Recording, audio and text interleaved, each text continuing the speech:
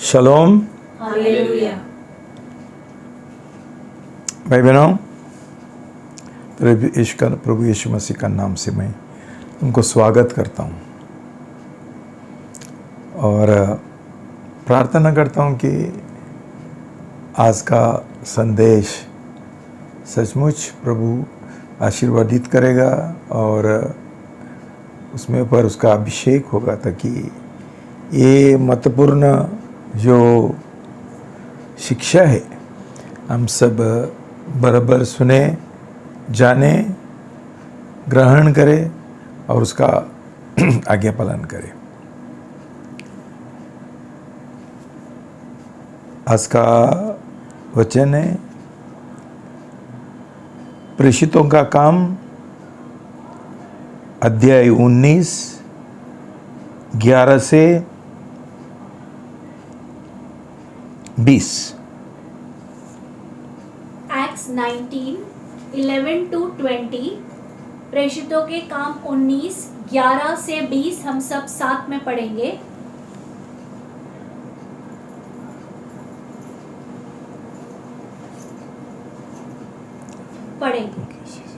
और पौलुस के हाथों से परमेश्वर अद्भुत सामर्थ के काम दिखाता था, यहाँ तक कि उसकी देह से स्पर्श किए हुए रुमाल और अंगोछे रोगियों पर डाल दिया जाते थे और उनकी बीमारियां दूर हो जाती थी और दुष्ट आत्माएं उनमें से निकल जाया करती थी। परंतु झाड़ फूकी करने वाले कुछ यहूदी जो इधर उधर घूमते फिरते थे, अशुद्ध आत्माओं से ग्रस्त लोगों पर प्रभु यीशु के नाम का उपयोग करने का प्रयत्न यह कहकर करने लगे, मैं तुमको उस यीशु की शपथ दिलाता हूँ जिसका प्रचार पौलुस करता है। और स्कीवा नामक एक यहूदी मुख्य याजक के 7 पुत्र ऐसे ही कर रहे थे। परंतु दुष्ट आत्मा ने उनको उत्तर दिया, यीशु को मैं जानती हूँ, पौलुस को भी पहचानती हूँ, पर तुम कौन हो? और वह मनुष्य जिसमें दुष्ट आत्मा थी उन पर झपटा और उनको वश में करके उन पर ऐसा प्रबल हुआ कि वे नंगे और घायल होकर उस घर से निकल भागे। यह बात एफिसुस के रहने वाले, क्या यहूदी क्या यूनानी, वे सब लोगों को मालूम हो गई। उन सब पर भय छा गया और प्रभु यीशु के नाम की बड़ाई होने लगी। जिन्होंने विश्वास किया था उनमें से बहुतों ने आकर अपने कामों को मान लिया और उन्हें प्रकट कर दिया। बहुत से लोगों ने जो जादू टोना किया करते थे अपनी अपनी पोतियां लाकर इकट्ठा की और सबके सामने जला दी। जब उन्होंने उनका मूल्यांकन तो लगभग 50,000 चांदी के सिक्कों के बराबर निकला। इस प्रकार प्रभु का वचन सामर्थ्य के साथ फैलता और प्रबल होता गया। प्रार्थना करेंगे। पिता परमेश्वर, तो उद्धार का, छुटकारा का, छंगाई का और अद्भुत कामों का परमेश्वर है। मैं धन्यवाद देता हूँ पिताजी, अपने हमारा इतना प्रेम किया कि जब भी हम शैतान का गुलाम थे, उसका बंधन में थे, अपने आप का बेटा को बेचकर और हमारा पापों का दाम चुकाकर हमको शैतान का बंधन से छुड़ाया, पाप क्षमा किया, मौत से भी हमको छुड़ाया। आज मैं आपसे विनती करता हूँ कि बहुत लोग ये संदेश सुनते हुए ये जाने और आपके ऊपर विश्वास करें। जैसा पिताजी शैतान ये सच्चाई से बहुत लोगों को गुमराह करना चाहता है, उनको बहकवाना चाहता है। आज प्रभु ये लोगों का मन खोल दो प्रभु, और शैतान का हर एक झूठ, षड्यंत्र, साजिश खुलाम खुलाम करो प्रभु, और हमको शैतान का हर एक बहकावत से छुटकारा दो प्रभु, कि हम कभी भी शैतान का कोई साजिश में फंस ना जाए, लेकिन हम उद्धार पाते हुए सही जीवन हम जिए और आज़ादी पाए, पाप से आज़ादी, शैतान का झूठ से आज़ादी, बहकावत से आज़ादी, ताकि हम आपका महिमा करें और आपका इच्छा पूरा करें। मैं धन्यवाद देता हूँ, अपने प्रार्थना सुन लिया, यीशु का नाम से प्रार्थना करता हूँ, सुन ले पिता, आमेन।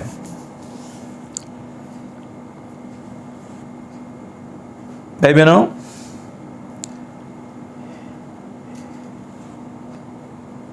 दो तीन संडे पहले हम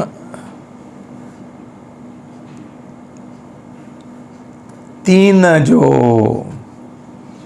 दरवाजा है जिसके द्वारा शैतान हमारा जीवन में प्रवेश करते हैं, उसके बारे में हम सीखा है। पहला है जो दो परमेश्वर का आज्ञा है 10 में से। पहला आज्ञा है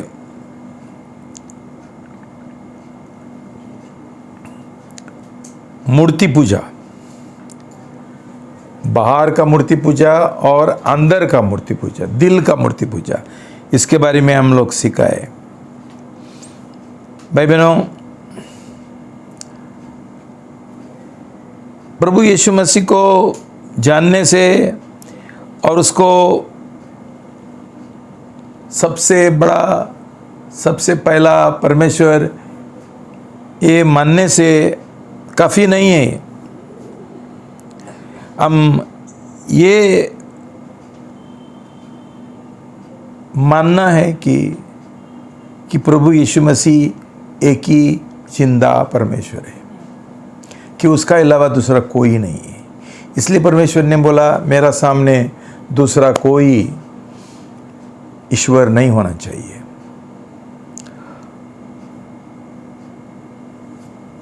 आइज़ाया 45:21, यशाया 45 का 21 पढ़ेंगे सब साथ में। तुम्हें जो कहना है कह दो, हाँ वे आपस में सम्मित करें। किसने प्राचीन काल से यह प्रचार किया? किसने पूर्व में ही इसकी घोषणा की? क्या मैं यहोवा ही ने यह नहीं किया? मुझे छोड़ कोई अन्य परमेश्वर नहीं, जो नीतिमत्वता परमेश्वर और उद्धार करता हो। मुझे छोड़ और कोई नहीं है। मुझे छोड़कर दूसरा कोई नहीं है। ये महत्वपूर्ण सच्चाई है भाई बहनों, जो शैतान ने इतना लोगों को बहकवाया है। बोलता है सब परमेश्वर एक ही है, सिर्फ उनका नाम अलग है, ये सब मार्ग एक ही इसमें जाते हैं। ये सब झूठ है, ये शैतान का झूठ है। सिर्फ प्रभु यीशु मसीह एक ही सच्चा परमेश्वर है, वो एक ही मार्ग है, वो एक ही सच्चाई है और वो एक ही जीवन है। दूसरा पाप जो ये 10 आज्ञा में लिखा है वो है कि हम परमेश्वर का किसी प्रकार से प्रतिमा नहीं बनाने का है और उसका दंडवत नहीं करने का है। ये भी पाप। हम जानते हैं कैसा लोग मूर्ति पूजा करते हैं, परमेश्वर का ये बनाते हैं, प्रतिमा बनाते हैं और उसको दंडवत करते हैं। रोमी 1:20-23। रोमन्स 1:21-23, रोमी 1:20 से 23 तक सब साथ में पढ़ेंगे।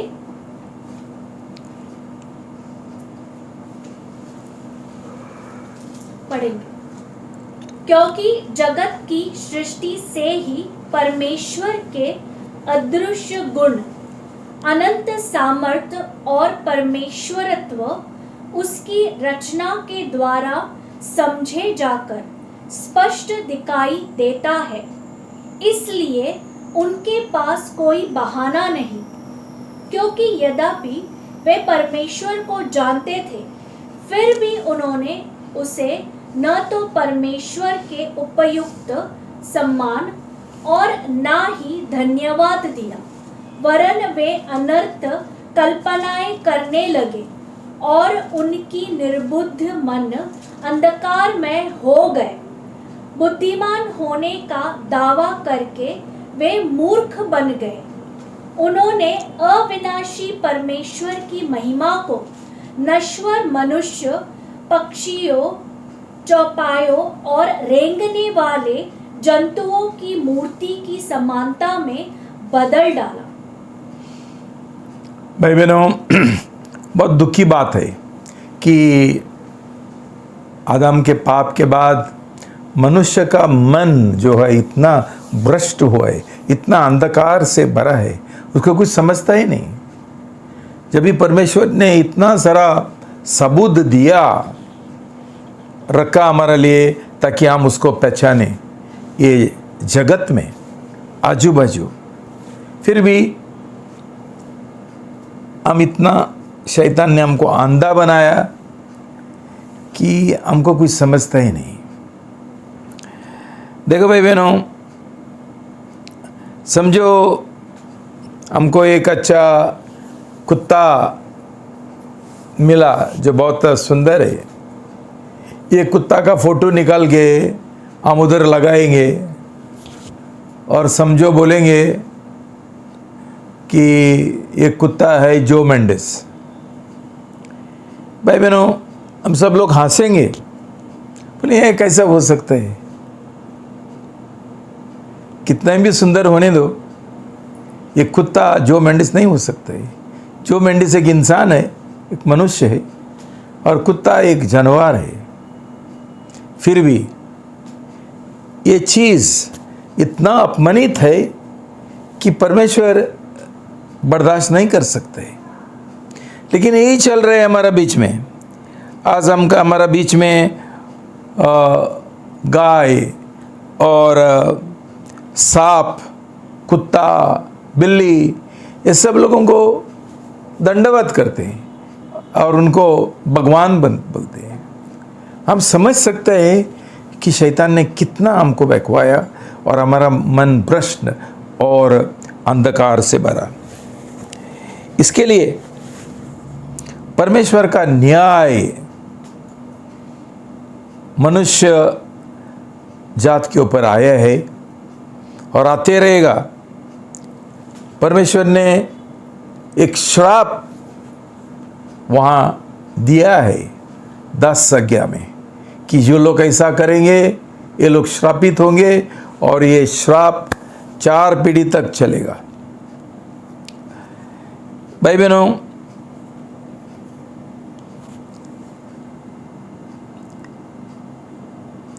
ऐसा लोगों का बीच में और ऐसा लोगों से हम भी लोग पैदा हुआ, और इसलिए जब तक हमारा नया जन्म नहीं होगा हम भी ये श्राप का वारिस बनते हैं।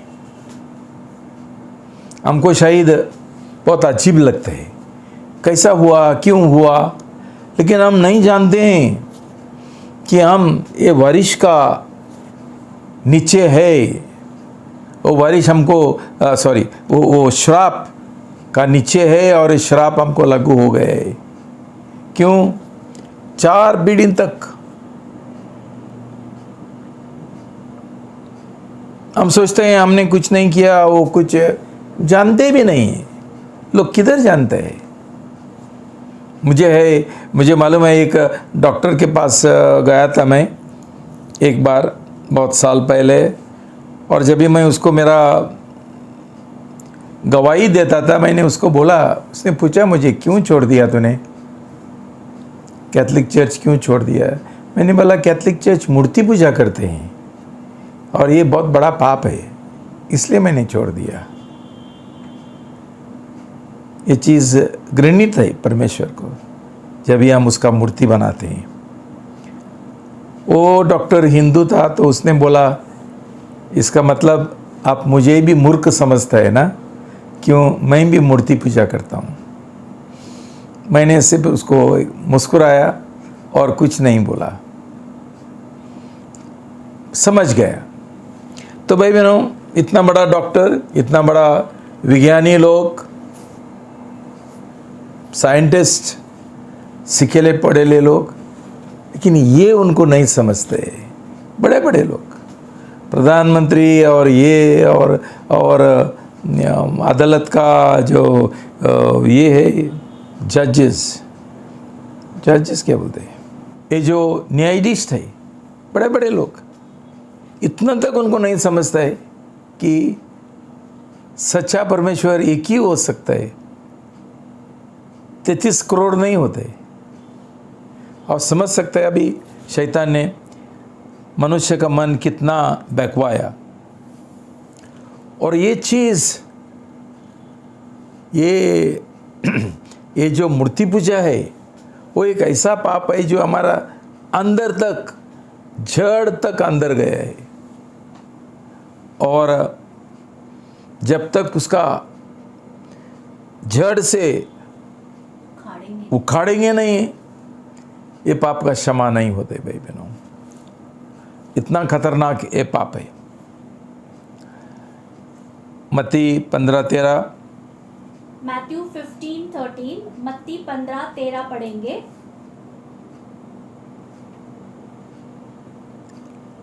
सब साथ में। परंतु उसने उत्तर दिया, प्रत्येक पौधा जिसे मेरा स्वर्गीय पिता ने नहीं लगाया, उखाड़ दिया जाएगा। प्रभु को धन्यवाद, परमेश्वर को धन्यवाद कि परमेश्वर ने इंतजाम किया। वो सिर्फ जड़ कटने के लिए नहीं है, लेकिन जो जड़ अंदर तक गहराई से गया, वो उखाड़ने के लिए। तो हमको एक आशा है कि हमको ये पाप का क्षमा मिल सकता है, हमको छुटकारा मिल सकता है जब भी हमारा नया जन्म होता है, हम प्रभु यीशु मसीह को हमारा जीवन का मालिक बनाते हैं और पूरा समर्पण करते हैं और हम उसका पीछे जाते हैं। भाई बहनों,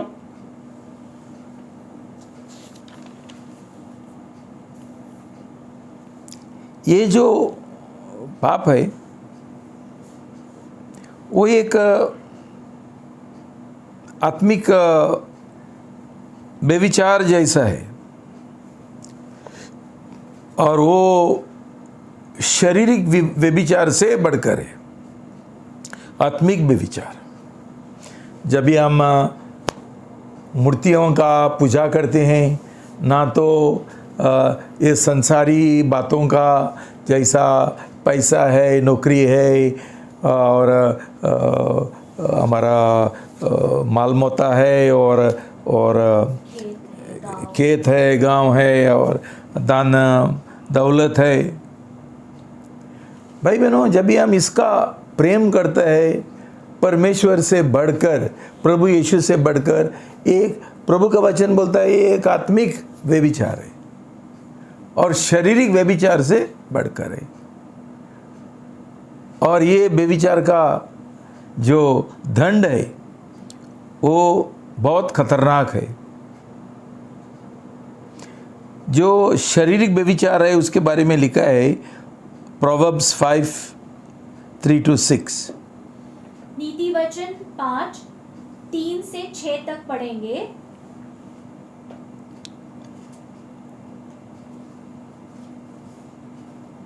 सब साथ में। व्यभिचारिणी के होठों से मधु टपकता है और उसकी बातें तेल से भी अधिक चिकनी होती है, परंतु उसका परिणाम चिरायता से कड़वा और दो धारी तलवार जैसा पहना होता है। उसके पैर मृत्यु की ओर जाते हैं और उसके पग अधोलोक तक पहुंचते हैं। वह जीवन के मार्ग पर ध्यान नहीं देती, उसके चाल चलन में चंचलता है, पर वह इसी नहीं जानती। भाई बहनों, हम एक वेश्या स्त्री के बारे में ऐसा परमेश्वर बोलता है, तो ये आत्मिक जो वेश्या है और बेविचार है, वो कितना खतरनाक होगा, कितना वो हमको पकड़ के रहता है और हमको छुटकारा पाने के लिए इतना मुश्किल होता है। ये समझना बहुत ज़रूरी है। क्यों? शैतान का जो चल चलन है वो अनस्टेबल, चंचल है, अचंचल है, चंचल है, और उसका कुछ समझता ही नहीं। तो ये ऐसा शैतान ने हमको इतना बहकवाया कि भाई बहनों, हम सब लोग एक समय मूर्ति पूजक थे एक समय, और अभी भी कितना हम ये मूर्ति पूजा से बाहर आया, उसका पश्चाताप किया और ये छोड़ दिया, हमको मालूम नहीं है। इसके अलावा हमारा पूरा जो खानदान है, हमारा जो वंश है, ये पीढ़ी पीढ़ी से चल रहे है मूर्ति पूजा, और उसका जो असर है, प्रभाव है, और जो दंड है, सजा है, वो हमारे तक पहुंचा है। हम समझते नहीं क्यों हमारा जीवन में ऐसा होता है। कितना परिवार बर्बाद हो गए दारू के द्वारा, ये एक श्राप है, और ये लोग नहीं समझते हैं, और हम लोगों ने उनको समझाना है कि ये जब तक तुम्हारा ये श्राप क्षमा नहीं होगा, छुटकारा नहीं मिलेगा। जैसा हम प्रभु यीशु मसीह को उसके ऊपर विश्वास करते हुए हम हमारा जीवन का समर्पण करते हैं, ये नहीं जानते। इसके लिए इतना सारा लोग, जैसा तुमको मैंने हमेशा सिखाया, ये बपतिस्मा लेकर कुछ फ़ायदा नहीं जब तक हमको ये पाप का हम सही पश्चाताप नहीं करेंगे, और वो जो श्राप है वो तोड़ेंगे नहीं प्रभु यीशु मसीह के द्वारा, ना तो हम आगे बढ़ नहीं सकते। क्यों? शैतान हमको उसने कब्जा में रखा, हमको बंधन में रखा, और आगे बढ़ नहीं सकते। उसको दोष लगा के कुछ फ़ायदा नहीं, मेरा बढ़ोतरी नहीं होता है, इसके लिए उसके लिए, ये सब शैतान का झूठ है। भाई बहनों, हम खुद शैतान का बंधन में है, और उसके लिए परमेश्वर ने उपाय हमारे लिए उपलब्ध किए है। वो उपाय हम उसके अनुसार हम जिएंगे तो हमको ज़रूर ये मिलेगा, क्या? छुटकारा मिलेगा। भाई बहनों, तीसरा दरवाज़ा जो हमने ये किया वो था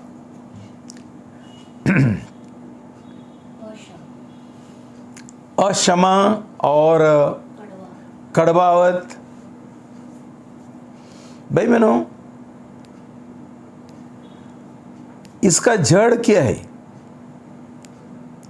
वहाँ हम लोग मूर्तियों का पूजा करते थे, मूर्ति पूजा, और हम संसारी बातों का पूजा करते थे, दंडवत करते थे। ये आशमा का जो पाप है, वहाँ हम किसका दंडवत करते हैं? स्वयं का। हम लोगों ने स्वयं को हमारा भगवान बनाया, अहम, वो हम, ये शैतान का नाम है। अहम बोल सकता है ना तो ओम बोल सकता है, लेकिन उसका जो जड़ है वो किए। शैतान का नाम है अहम। उसने 5 बार परमेश्वर को बोला, मैं तेरा सुनेगा नहीं, आज्ञा पालन नहीं करूंगा, मैं आपसे बढ़कर बनूंगा। मैं अहम, उसका अहंकार। इसके लिए क्या होता है, कोई ये जो हमारे अंदर भगवान बैठा है, जिसको हम स्वयं बोलते हैं, उसको किसी ने चोट लगाएगा तो हम उसको क्षमा नहीं कर सकते। हम परमेश्वर को बोलते हैं तो मुझे क्षमा करो, लेकिन हमारा स्वयं को किसी ने चोट लगाएगा, वो हमारा भगवान है। कुछ भी करो, लेकिन मेरा स्वयं को हाथ मत लगाओ।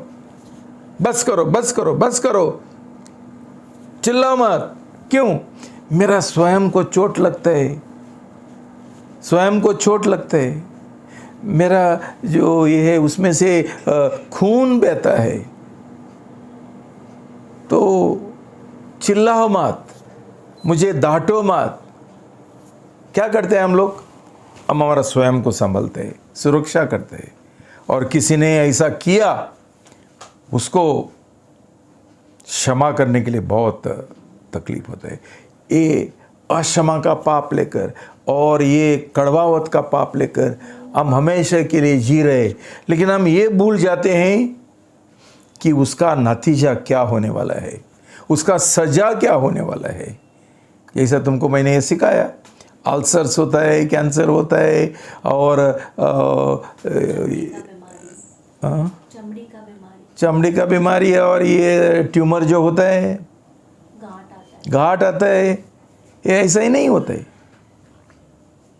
ये सजा है, ये श्राप है। तो भाई बहनों, ये 3 सीखने के बाद हम लोग आज और एक चीज़ सीखेंगे जो वैसा ही है, जिसको हम तंत्र मंत्र बोलते हैं।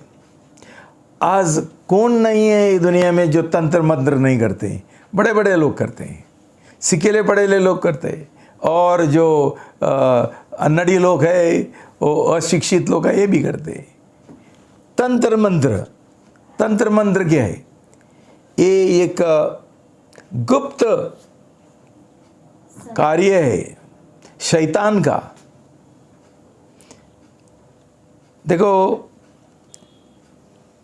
मनुष्य का दिल में 2 तमन्ना है। एक तमन्ना है विज्ञान का, उसको ज्ञान चाहिए। दूसरा तमन्ना है उसको शक्ति चाहिए। भाई बहनों, ये 2 बातें हम सही रीति से, वो जायज़ रीति से हम पूरा कर सकते हैं। लेकिन सही रीति से, जायज़ रीति से हम जब भी ये पूरा नहीं कर पाते हैं, तभी हम क्या करते हैं? नाजायज़, गलत रीति से हम ये पूरा करना चाहते हैं। सही रीति से हमको शक्ति चाहिए, हमको विज्ञान चाहिए, ज्ञान चाहिए। परमेश्वर एक सोता है, लेकिन जो गलत रीति से करना चाहता है, उनका सोता शैतान है। और जब भी हमारा नया जन्म नहीं होता है, हमारा उद्धार नहीं होता है, तभी मनुष्य का दिल इतना आसान से ये जो नाजायज़ एक सोता है, शैतान के पास जाते हैं हम, ताकि ये हमारा तमन्ना पूरा कर सके। भाई बहनों, जो परमेश्वर का राज में है, जिनका नया जन्म हुआ, उनको बराबर समझता है क्या सही है, क्या गलत है, क्या जायज़ है, क्या ना जायज़ है।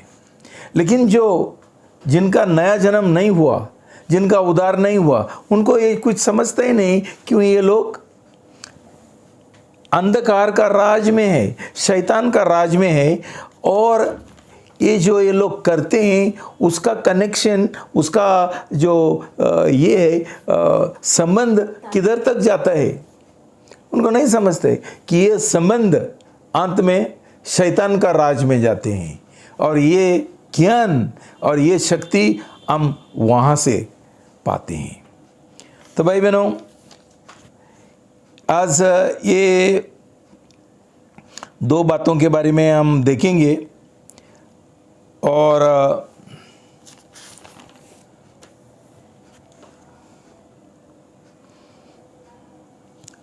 ये जो तंत्र मंत्र है उसमें 3 शाखा है। एक शाखा है विच क्राफ्ट, जिसको हम तोड़ना बोलते हैं, करनी बोलते हैं। दूसरा है डिविनेशन, जिसको मुझे सही शब्द नहीं मिला तो मैं उसको भविष्यवाणी बोलता हूँ। जिनको भविष्य का बहुत तमन्ना है जानने के लिए, मेरा क्या हो जाएगा, मेरा भविष्य क्या है, मैं शादी करेगा नहीं करेगा, मुझे जॉब मिलेगा नहीं मिलेगा, कभी मरेगा, कभी कौन, ये सब ये नाजायज विज्ञान है, ज्ञान है। तो जब भी परमेश्वर के द्वारा हमको नहीं मिलता है, हम ये भविष्यवाणी के द्वारा करते हैं। तो मैं आपसे विनती करता हूँ, ये भविष्यवाणी सिर्फ एक गलत जो ये है तरीका है शैतान का, उसके लिए रखो। और जो हम पहला भविष्यवाणी इसको बोलता था प्रोफेसी, प्रॉफिट, उसके लिए हम वही शब्द रखेंगे जिसको बोलता है प्रॉफिट है नबी और प्रोफेसी है नबूवत। भविष्यवाणी उसका इस्तेमाल मत करो। ये भविष्यवाणी हम ये गलत जो बात है इसको डिविनेशन बोलता है, उसके लिए रखेंगे। और तीसरा है सॉर्सरी, जिसको बोलता है जादूगरी, जादूगरी। तो ये मैं तुमको आज समझाएगा। भाई बहनों, पहला है टोना, और उसका जो जड़ है वो 1 शमूएल 15:23 में परमेश्वर ने खुला किया। पढ़ेंगे 1 Samuel 15:23, 1 शमूएल 15:23 हम निकालेंगे और सब साथ में पढ़ेंगे।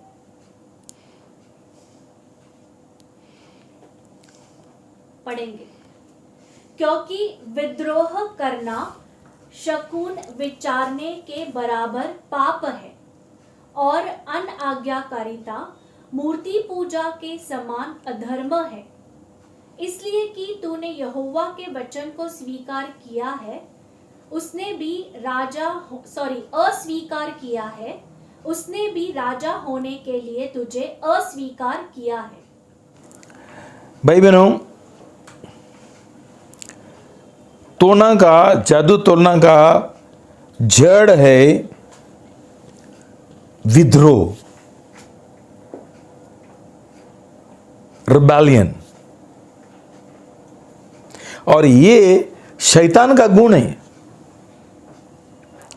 इसका मतलब क्या है कि जैसा शैतान परमेश्वर की ओर उसने विद्रोह किया, पलट गया, वैसा ही मनुष्य जब भी वो टोना करता है, जादू टोलना करता है, उसका मतलब क्या है कि वो परमेश्वर की ओर विद्रोह करता है।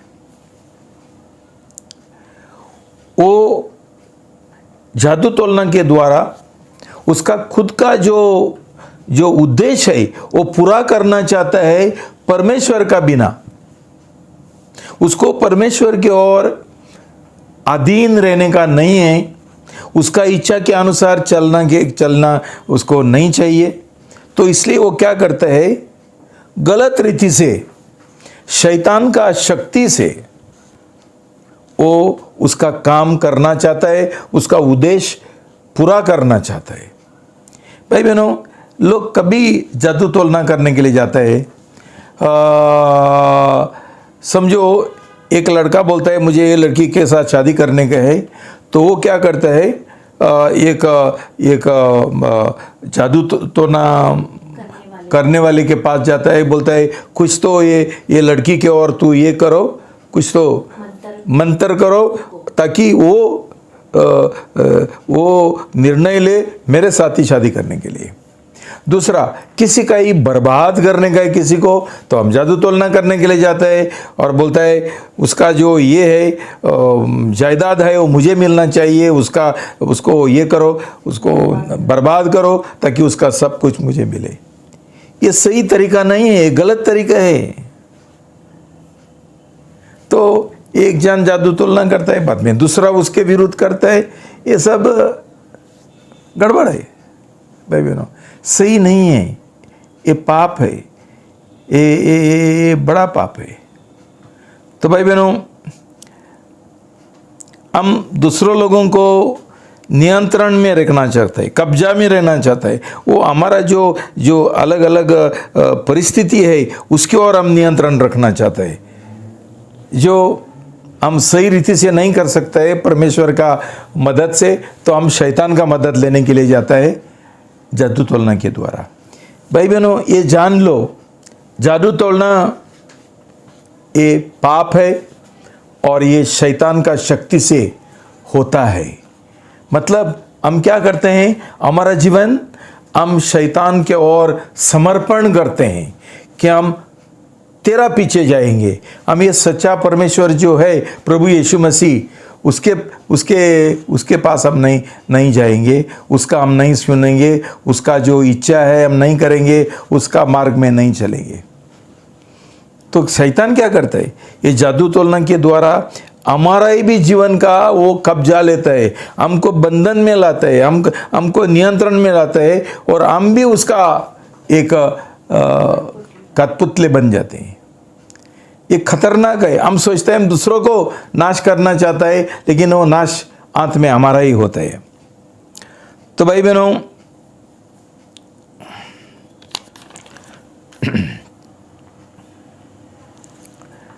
गलती 5:20 में, गैलेशियंस 5:20, गलातियों 5:20 पढ़ेंगे। आइडोलट्री, मूर्ति पूजा और जादू टोलना एक बराबर समान है, ऐसा लिखा है। पढ़ेंगे। मूर्ति पूजा, जादू टोना, बैर, झगड़ा, ईर्ष्या, क्रोध, मतभेद, फूट, दलबंदी। भाई बहनों, ये सब शारीरिक पाप है, हम जानते हैं, फिर भी ये पाप हमारा जीवन में है। हमारा जीवन में ये है, क्या है, पहला मूर्ति पूजा है। बाहर का मूर्ति पूजा नहीं है तो अंदर का है। कौन उनका नौकरी का पूजा नहीं करते हैं? कौन नहीं करते? सब लोगों को विश्वास ज़्यादा नौकरी की ओर है, पैसा की ओर है और परमेश्वर के और कम है। बाद में जादू टोलना है, बाद में बैर, झगड़ा, हमारा नफरत, अक्षमा, ये सब शारीरिक पाप है, शरीर का काम है। तो भाई बहनों, हमको ये समझना चाहिए कि ऐसा करने से हमारा कभी उद्धार नहीं हो सकता है और आत्मिक तौर से हम आगे नहीं बढ़ सकते हैं। तो शैतान ये जादू टोलना के द्वारा जो जादू टोलना करता है उसका जीवन में प्रवेश करता है और उसको ही भी उसका बंधन में रखता है, उसको सताता है, उसको भी मारता है और उसको भी उत्पीड़ित करता है। भाई बहनों,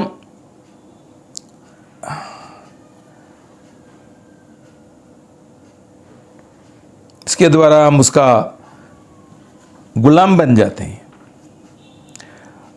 ये जो जादू टोलना है उसमें जो लोग मंत्र उच्चारते हैं ना, मंत्र करते हैं, वो भी दूसरे के ऊपर श्राप डालते हैं, वो भी है। और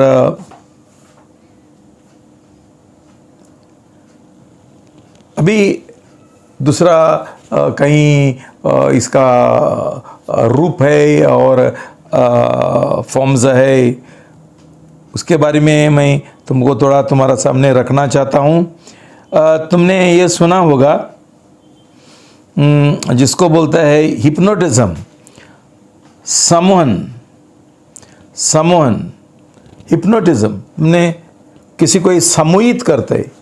क्यों लोग सम्मोहित करता है? ताकि वो आदमी उसको जैसा चाहिए करे, उसको कंट्रोल करना चाहते हैं तो उसको सम्मोहित करते हैं। जो सम्मोहन करने वाला कोई है आदमी, उसके पास जाके बोलता है मुझे चाहिए कि उसको ये करो, सम्मोहित करो, ठीक है। तो बाद में मार्शल आर्ट्स, युद्ध विद्या, मार्शल आर्ट्स, आज लोग बहुत सारे लोग जाते हैं सीखने के लिए मार्शल आर्ट्स, उनका खुद का सुरक्षा के लिए। बाद में टेलीकिनेसिस, तुमने देखा होगा टेलीकिनेसिस क्या है ना, समझो वो ग्लास इधर है, उसको इधर से उधर रखना है तो वो ये उधर से उधर जाते हैं। ये सब जादू तोड़ना है। तो ठीक है, ये अलग अलग तरीका है, हम बहुत सावधान रहना चाहिए। और अभी उसके बाद दूसरा है ये भविष्यवाणी। ये विज्ञान का शाखा है तंत्र मंत्र का। मतलब एक विज्ञान है जो सही है, दूसरा जो विज्ञान है गलत है, पाप है। परमेश्वर ने सही विज्ञान, सही ज्ञान उसका पवित्र शब्द में, पवित्र कलम में सब कुछ दिया है जिसका हमका ज़रूरत है। लेकिन हमको जो विज्ञान चाहिए, वो जो गलत विज्ञान है वो चाहिए हमको, और वो पाने के लिए हम बहुत सारा गलत तरीका का इस्तेमाल करते हैं। भाई बहनों, उसको हम बोलते हैं फॉर्च्यून टेलिंग, उसको हिंदी में क्या बोलते हैं?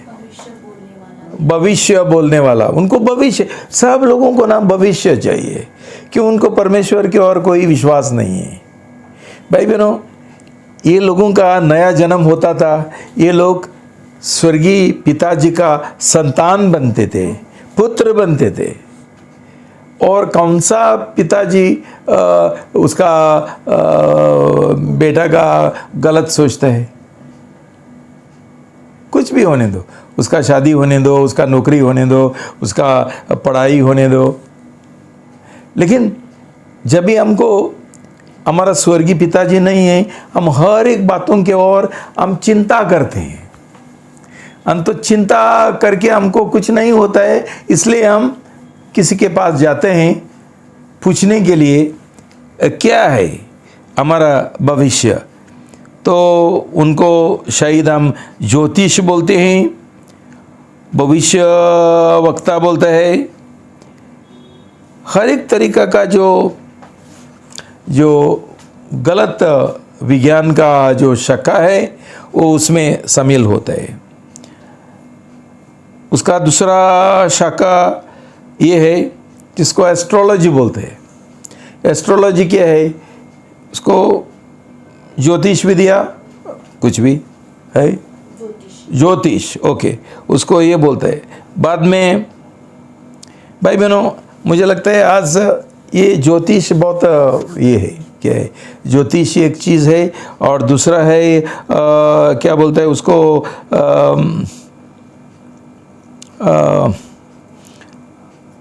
इधर हमारा भारत देश में हॉरोस्कोप है। हॉरोस्कोप क्या है? हॉरोस्कोप कुंडली पत्र है, वो जन्म कुंडली है। हॉरोस्कोप सब लोगों को जन्म कुंडली चाहिए। काहे के लिए? काहे के लिए? कि उनके पास जब ये सच्चा परमेश्वर नहीं है, ये स्वर्गीय पिताजी नहीं है, उनका दिल पूरा चिंता से भरा है, क्या हो जाएगा, क्या हो जाएगा, क्या हो जाएगा। आज हर एक न्यूज़पेपर जो है अखबार है, उसमें क्या आता है मालूम है? व्हाट द स्टार्स फोरटेल, तारे क्या बोलते हैं, तारे क्या बोलते हैं करके उनका एक ये रहता है क्या, उनका एक कॉलम रहता है स्पेशल खास ये सब लिखने के लिए। और लोगों का राशि के द्वारा के अनुसार कौन सा राशि है, कोई एरियस है, कोई स्कॉर्पियो है, कोई कैंसर है, कोई कर्क राशि, क्या मालूम, इतना सारा स्टार्स तारे उनके अनुसार। भाई बहनों, हमारा जीवन तारे चलाते हैं क्या? ये कोई सोच सकता है? कोई जो पागल हो गया, जिसका मन भ्रष्ट है, वही ये चीज़ विश्वास कर सकते हैं, लेकिन सब लोग करते हैं। क्यों? उनका नया जन्म नहीं हुआ, उनका उद्धार नहीं हुआ। ये लोग शैतान का गुलाम है, अंधकार का जीवन जी रहे, इसलिए ये सब करते हैं उनका भविष्य के बारे में जानने के लिए। भाई बहनों, मैं न्यूमरोलॉजी भी है, न्यूमरोलॉजी मीन्स जो आंखें रहता है, आंकड़ा रहता है ना, उसके द्वारा भी ये लोग बोलते हैं। और पाम रीडिंग, हस्तरेखा, हाथ क्या हो जाए, हाथ दिखा रहे भाई, मतलब तेरा भविष्य बताने के लिए। कितना लोगों ने ये पाप किया भाई बहनों, शायद ना जानते हुए। बाद में टेलीपैथी, बहुत सारा चीज़ है। मैं तुमको इसके बारे में एक बताना चाहता हूँ कि एक ऑटोमेटिक राइटिंग करके एक ये है। ऑटोमेटिक राइटिंग मतलब किसी कोई लिखने का ज़रूरी नहीं है, उसका हाथ पकड़ के कोई तो लिखता है, ये भी ज़रूरत नहीं है। और कहीं ये जो अमेरिकन जो सिंगर है ना और राइटर है, उनका जीवन में ऐसा हुआ, ये लोगों ने ये दिया, गवाही दिया कि ये बोलता है मैं जो गाना लिखता हूँ ना, मैं नहीं लिखता हूँ, कोई तो मेरा हाथ पकड़ के लिखता है। समझ गया कितना तक शैतान कर सकता है? आपको मालूम है, हर एक जो किताब है जो परमेश्वर की ओर से आया नहीं, लिखा नहीं है, वो सब शैतान का हाथ से लिखा गया है। आप लोग शायद जानते हैं कि जो इस्लाम है, मुसलमान ये है, उनका जो ये है वो मोहम्मद है, उसने भी बोला जब भी वो गुफा में था वहाँ उसको ये मिलता था, हर एक शब्द कोई तो बोलता था और वो लिखता था, उसके द्वारा कुरान आ गया, वेदास है। ये सब ज्ञान सच्चा परमेश्वर की ओर से नहीं आया। तो भाई बहनों देखो, शैतान का कितना सारा, वो क्या करता है, शैतान हमको गुमराह करना चाहता था, इसलिए इसने इतना सारा किताब लिखा है और लोगों को एक प्रेरणा दी है ये लिखने के लिए। ये परमेश्वर के ओर से नहीं है। क्यों? ये बाइबल का जो सच्चाई है उसके अनुसार नहीं है। जो बाइबल का सच्चाई के अनुसार नहीं है, उसका स्वतः शैतान है। भाई बहनों, हम ये समझना बहुत ज़रूरी है। क्यों? बाइबल परमेश्वर का जो वचन है, कलम है, ये एक स्टैंडर्ड है सच्चाई का, वो दर्जा है। सब कुछ उसके अनुसार होना चाहिए। जो उसके अनुसार नहीं है वो शैतान से आया है। तो भाई बहनों, हम ये सब चीज़ शायद किया है। मैं आपको बोलना चाहता हूँ कि मैंने भी ये चीज़ किया है। जब भी मैं फादर था तभी मुझे किसी ने तो बोला ज्योतिष के पास जाओ, तो मैं ज्योतिष के पास गया। ये सब मेरा भविष्य के बारे में लिखना, मुझे कुछ मालूम नहीं था तभी। कैथलिक लोग बहुत अनजान लोग हैं, कुछ नहीं जानते हैं। क्यों? कोई सिखाता ही नहीं उनको। फादर होने के बाद भी मैं ऐसा चीज़ करता था। तो भाई बहनों, जब भी मुझे नया जन्म हुआ, मैंने सब फाड़ा और जलाया। तो ऐसा हो सकता है कि हमारा जीवन में हम ऐसा सब कुछ पाप किया है। तो भाई बहनों, मैं एक चीज़ तुमको बताना चाहता हूँ कि आदन का बगीचा में ये पाप आदम और हवा ने किया है। परमेश्वर ने उनको क्या दिया था? दो झाड़ दिया था, जो पेड़ दिया था।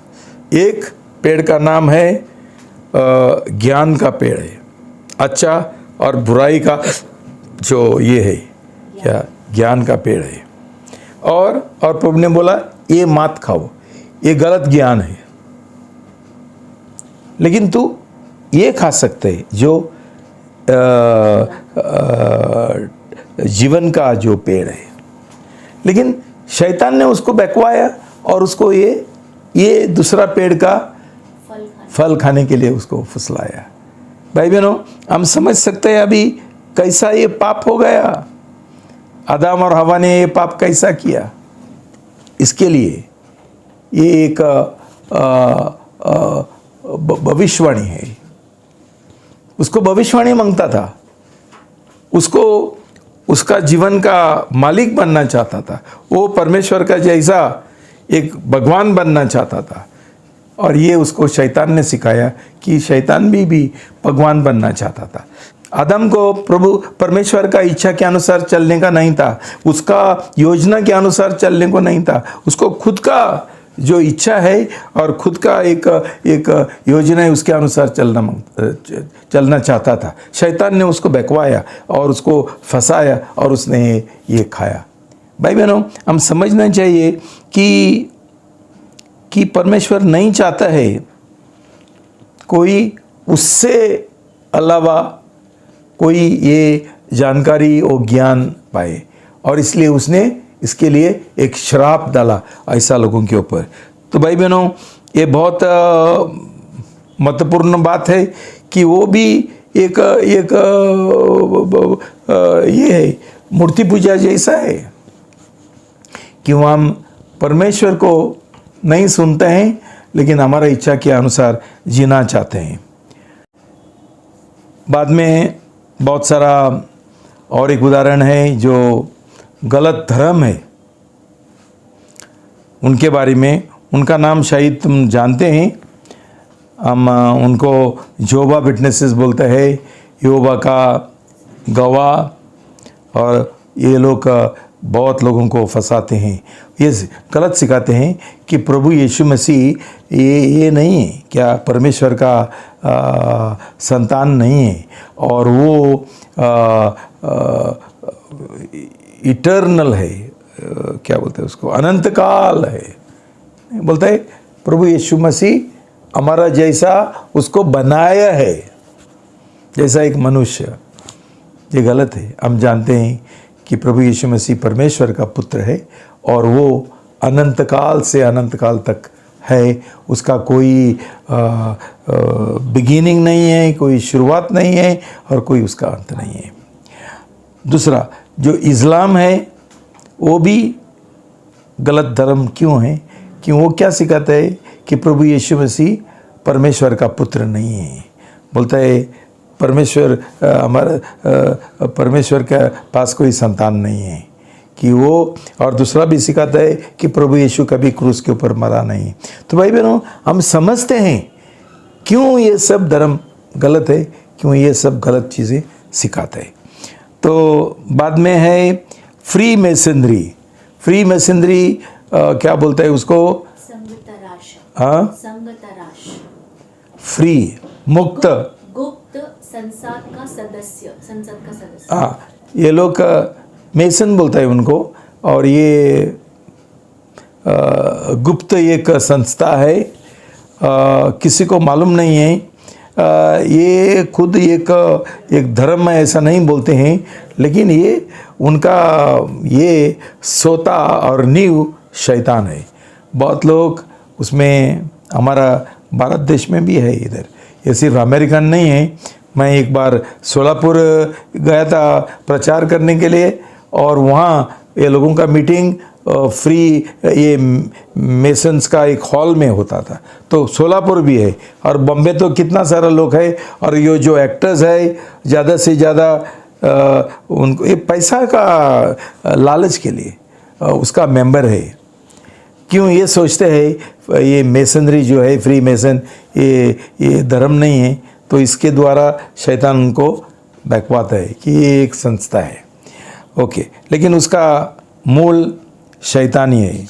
दूसरा चीज़ क्या है कि योगा है। अभी योगा के बारे में बताना पड़ेगा। भाई बहनों, सब लोग सोचते हैं कि योगा मतलब एक्सरसाइज है, कसरत है, उनको नहीं समझते। लेकिन भाई बहनों, योगा ये हिंदू जो आत्मिक ये है रीति है, उसमें बहुत उसमें शामिल है। और योगा का महत्वपूर्ण उद्देश्य क्या है कि मनुष्य को मोक्ष मिले, वो उसका अंतिम उद्देश्य है। मतलब परमेश्वर के साथ एक होने का। और ये जो ये होता है, क्या बोलता है उसको, पुनर्जन्म होता है, उसमें से उनको और मौत से छुटकारा मिलने का योगा करेगा तो। लेकिन और उसमें ध्यान जो है, मनन जो है, वो महत्वपूर्ण है। देखो हमारा मनन अलग है, हमारा ध्यान अलग है। क्यों? हमको परमेश्वर ने बोला मेरा वचन के और मनन करो, और किसी चीज़ के ऊपर नहीं है। तो हम दूसरा कोई किताब है उसके और हम मनन नहीं कर सकते हैं। ये किताब परमेश्वर का जो बाइबल है उसके अनुसार नहीं रहेगा तो बाद में ये लोग क्या सिखाते हैं, ऐसा ध्यान करने से, मनन करने से अंदर का जो भगवान है, वो दैविक स्वयं है, उसके साथ हमारा संपर्क होने का, हमारा जो आंतरिक चेतना है, इंटरनल कॉन्शियसनेस, उसके साथ हम इन टच होने का है, संपर्क करने का है। वो उसका मुख्य ये उद्देश्य है। लेकिन शैतान हमको फंसाता है सिर्फ ये जो ये है एक्सरसाइजेज है उसके द्वारा, एक्सरसाइजेस कसरत के द्वारा। और लेकिन योगा का छुपा हुआ उद्देश्य ये है, हमारा अंदर कौन सा ये है, दैविक स्वयं है, ईश्वरी स्वयं है। हमारा ये स्वयं सब पापी है, हमारा अंदर परमेश्वर नहीं है जब तक हमारा नया जन्म नहीं होगा। नया जन्म होने के बाद और स्वयं को क्रूस के ऊपर चढ़ाने के बाद हमारा नया जन्म होता है, हमारा उद्धार होता है। तब तक हमारा अंदर कौन सा भगवान है? शैतान है। ये ईश्वरी स्वयं का मतलब क्या है और कौन सा आंतरिक चेतना है? ये सब शैतान का बातें हैं। इसलिए भाई बहनों, हम बहक जाना नहीं चाहिए। क्यों? हमको इसका कोई ज़रूरत नहीं है। कसरत करने के लिए बहुत सारा तरीका है, लेकिन हम योगा करके करने का कोई ज़रूरी नहीं है। यहोशुआ 1:8, जोशुआ 1:8, यहोशू 1:8 पढ़ेंगे।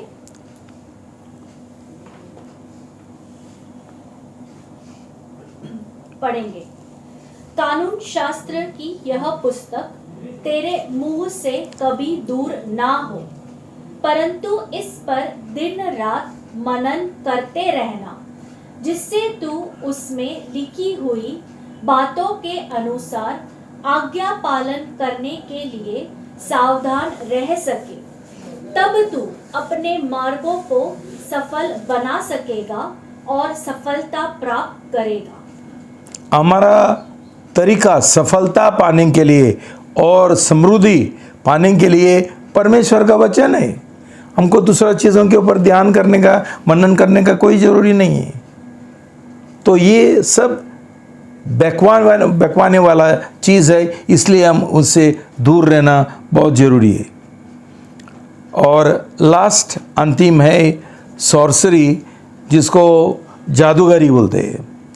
जादूगरी ये क्या है? ये शारीरिक जो ये चीज़ें हैं, वस्तु है, उसके द्वारा होता है।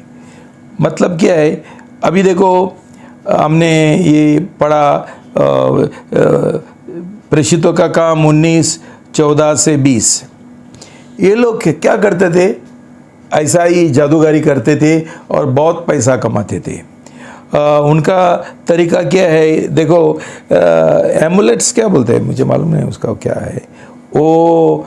और आंक है, आंक मतलब एक क्रूस, जिसके इसमें एक अंगूठी रहता है ऊपर और एक क्रूस रहता है। बाद में बर्थ स्टोन्स, बहुत लोग उनका जन्म पत्थर करके लगाते हैं, ये सब गलत है। बाद में चार्म्स मतलब ये जो ये रहता है ना, क्या बोलते हैं उसको, ताबीज़ जो बोलता है ना, ये हिंदी में क्या बोलने का मुझे नहीं समझते। हाँ, ताबीज़ है। दूसरा, बहुत लोगों का घर में ये उल्टा घोड़ा का ये शू जूता लगाते हैं ताकि कौन सा ये नज़र ना लगे। भाई बहनों, ये जादूगरी है। हम सोचते हैं कि ये चीज़ों के द्वारा, लेकिन ये चीज़ों के द्वारा शैतान का शक्ति के लिए हम विनंती करते हैं। हम बोलते हैं, शैतान हमको तू तेरा आसरा में ले लो, तू मेरा ये करो, क्या करो, मेरा सुरक्षा करो, तू मुझे संभालो। भाई बहनों, ये अंत में क्या करते हैं? हम शैतान का अधीन रहते हैं और उसके द्वारा हमारा जीवन का दरवाज़ा हम खुला करते हैं और वो हमारा जीवन में काम करता है। शैतान क्यों आता है? मारने के लिए, चोरी करने के लिए और नाश करने के लिए। यही हमारा जीवन में होता है। उसके बाद है ouija बोर्ड्स। तुमने सुना, मालूम नहीं है इंग्लिश में, हिंदी में क्या बोलता है? ouija बोर्ड्स और अलग तरीका का ये है। ड्यूटरोनॉमी 18:10-13। व्यवस्था विवरण 18:10 से 13।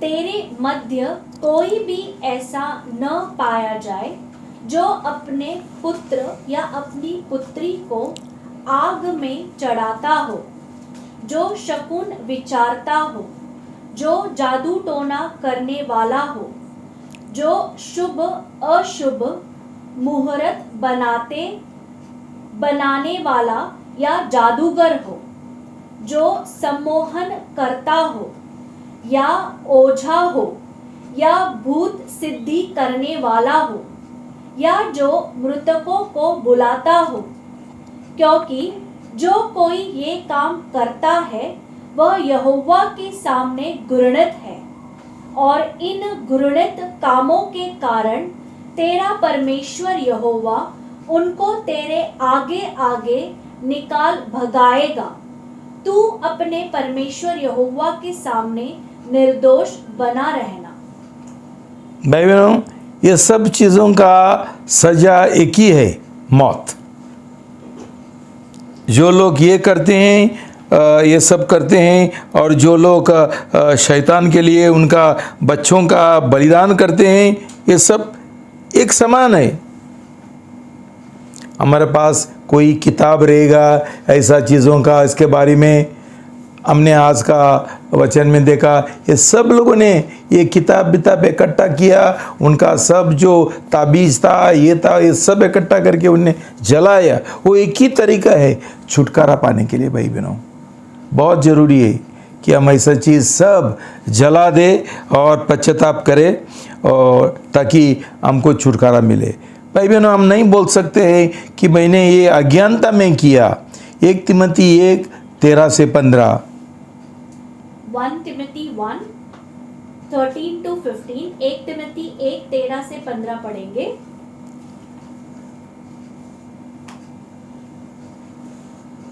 सब साथ में। यद्यपि मैं पहले निंदा करने वाला, सताने वाला तथा घोर अंधकार करने वाला व्यक्ति था, फिर भी मुझ पर दया की गई, क्योंकि मैंने यह सब अविश्वास की दशा में न समझी से किया था, और हमारे प्रभु का अनुग्रह बहुतायत से हुआ, और साथ ही वह विश्वास और प्रेम भी जो मसीह यीशु में है। यह एक विश्वसनीय और हर प्रकार से ग्रहण योग्य बात है कि मसीह यीशु संसार में पापियों का उद्धार करने आया, जिनमें सबसे बड़ा मैं हूँ।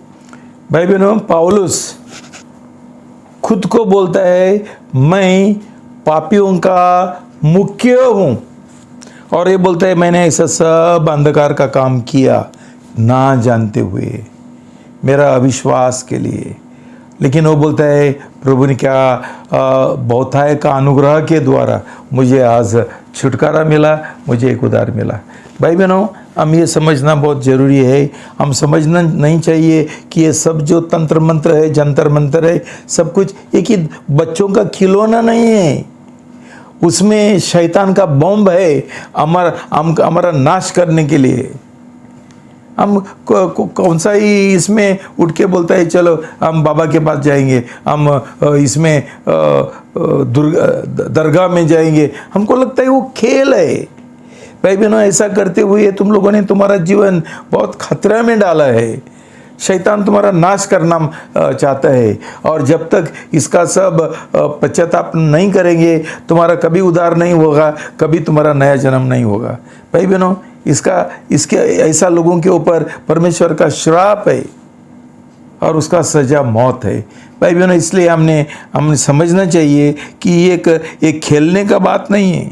4 पीढ़ी तक ये सजा लोग पाएंगे। हाँ, तो भाई बहनों, अब देखो कोई बोल सकता है क्या कि ये मैंने नहीं किया, शायद ये नहीं। भाई बहनों, हम सब लोग उसमें उसका नीचे है, ये श्राप का नीचे।